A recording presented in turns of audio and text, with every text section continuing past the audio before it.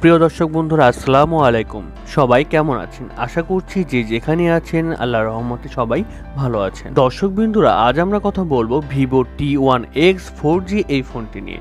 আর এই ফোনটি হবে 2022 সালের আরেকটি জাতীয় ফোনটি ইন্ডিয়ান মার্কেটে অলরেডি 3টি ভেরিয়েন্টে লঞ্চ হয়েছে। 4GB RAM 60, 4GB ROM এবং 4GB RAM 128GB ROM। আর সবশেষে থাকছে 6GB RAM 128GB ROM। 4GB RAM Indian মার্কেটে দাম রাখা হচ্ছে 11,999, যার মধ্যে আবার আপনারা 1000 টাকা ডিসকাউন্ট পাচ্ছেন। অর্থাৎ 1000 টাকা ডিসকাউন্ট করার পর এর মূল্য দাঁড়ালো 10,999 রুপি। আর এই 11,000 বাজেট সেগমেন্টে এই ফোনটি কিন্তু আমাদের দারুণ কিছু অফার করছে। যেমন এই ফোনে চিপসেট হিসেবে থাকছে Qualcomm Snapdragon 680 4G 6 ন্যানোমিটারের চিপস। আর এছাড়াও থাকছে 50 মেগাপিক্সেলের ক্যামেরা। আর আরও থাকছে ফুল HD প্লাসের একটি ডিসপ্লে। সো সবকিছু মিলে এই ফোনটি কেমন হবে এবং এর দেশের বাজার আমরা কবে পাচ্ছি আর এর দামই বা কেমন হবে, এই সবগুলো প্রশ্নের উত্তর পাচ্ছেন আজকের এই ভিডিওতে।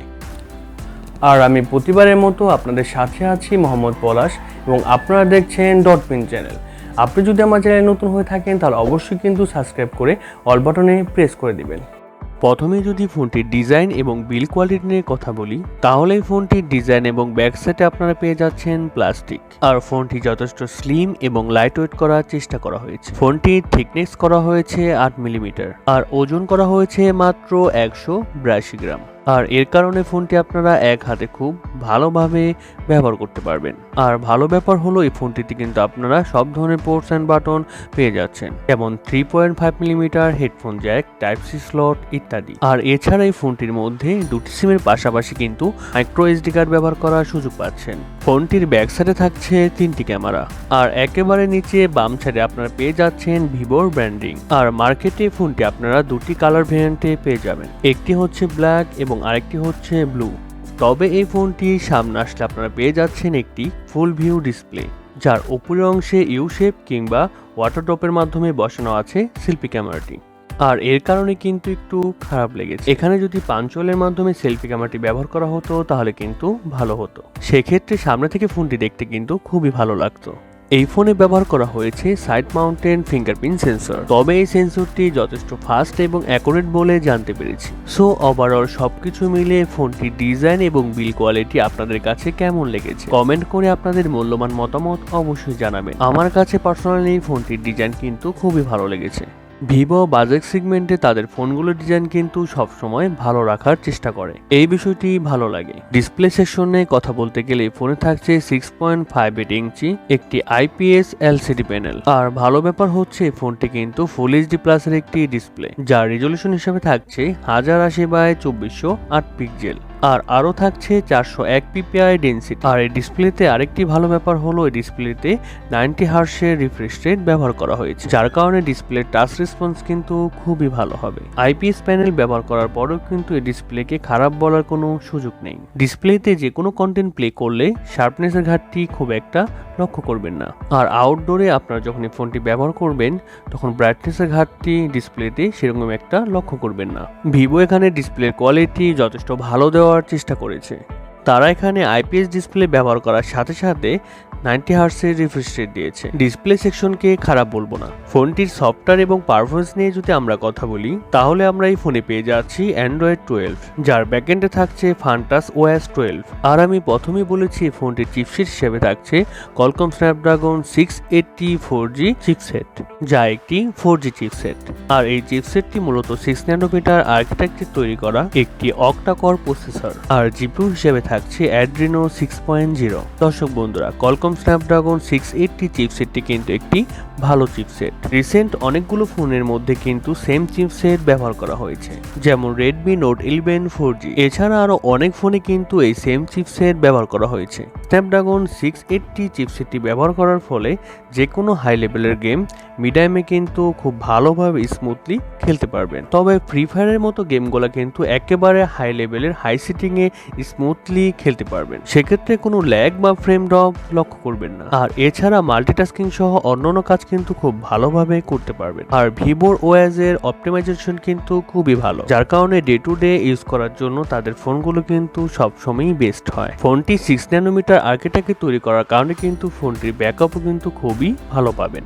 আর লং টাইম কাজ করলেও কিন্তু ফোনটি খুবই বেশি গরম হবে না। আর এই ফোনটির স্টোরেজ টাইপ হিসেবে থাকছে UFS 2.1 এবং র্যাম টাইপ হিসেবে থাকছে LPDDR4X, যার মানে বুঝতে পারছেন এই ফোনটির কিন্তু রিড অ্যান্ড রাইট স্পিডও কিন্তু খুবই ভালো হবে।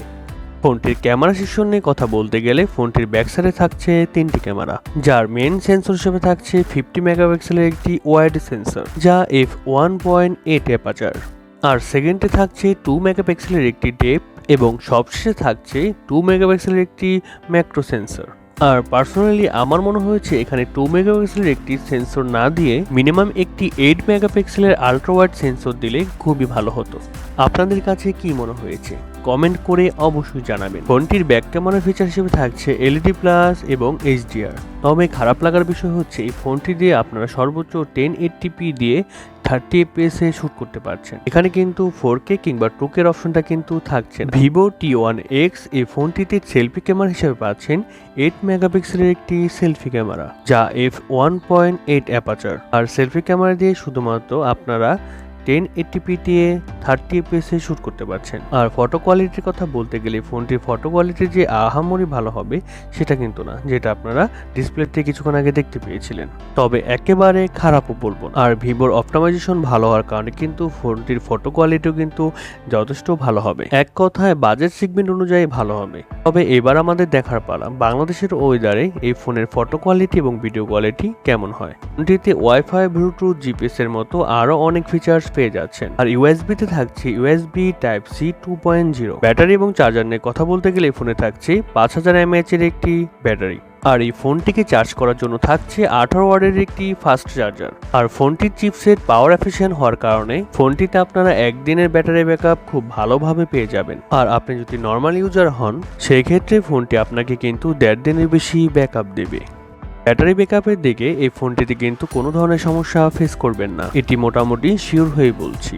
এবারে কথা হচ্ছে বাংলাদেশের মার্কেটে ফোনটি কবে আসবে এবং এর প্রাইসে বা কত হতে পারে। দর্শক বন্ধুরা, প্রথমে বলেছি এই ফোনটি কিন্তু অলরেডি ইন্ডিয়ান মার্কেটে লঞ্চ হয়েছে। আমরা ধারণা করছি ফোনটি কিন্তু 1 মাসের মধ্যে আমাদের বাংলাদেশের মার্কেটে আমরা দেখতে পাবো। দেশের বাজারে এই ফোনটির বেস ভ্যারিয়েন্টের প্রাইস হতে পারে 13 থেকে 14,000 টাকা। আর এরকম প্রাইস পয়েন্টে কিন্তু এই ফোনটি আমাদের ভালো কিছু অফার করছে, যেমন ভালো চিপসেট এবং ডিসপ্লেটাও কিন্তু মোটামুটি ভালোই থাকছে। তবে ক্যামেরা সেটআপ এভারেজ থাকছে। সো সবকিছু মিলে আমার মনে হয় 13,000 থেকে 14,000 টাকা বাজেট সেগমেন্টে এই ফোনটি বাংলাদেশের মার্কেটে যদি লঞ্চ হয় সেক্ষেত্রে ফোনটি হবে 22 সালে আরেকটি জাতীয় ফোন। আর আপনারা যদি এরকম বাজেট সেগমেন্টে একটি ফোন নিতে চান, বিশেষ করে ভিভোর ফোন নিতে চান, সেই ক্ষেত্রে এই ফোনটির জন্য কিন্তু আপনারা ওয়েট করতে পারেন। সো ভিডিওটি যদি ভালো লেগে থাকে তাহলে কিন্তু লাইক দিতে ভুলবেন না এবং ভিডিওটি কেমন লাগলো অবশ্যই কিন্তু কমেন্ট করে জানাবেন। এবং আপনি যদি আমাদের একটি পরিবারের নতুন সদস্য হয়ে থাকেন তাহলে সাবস্ক্রাইব করে অল বাটনে প্রেস করে দিবেন, যেন পরবর্তীতে যে কোনো ভিডিও ছাড়ার সাথে সাথে আপনারা দেখতে পারেন। তাহলে আজকের মতো এই পর্যন্তই, দেখা হচ্ছে অন্য কোনো ভিডিও নিয়ে। তাহলে আল্লাহ হাফেজ, ধন্যবাদ।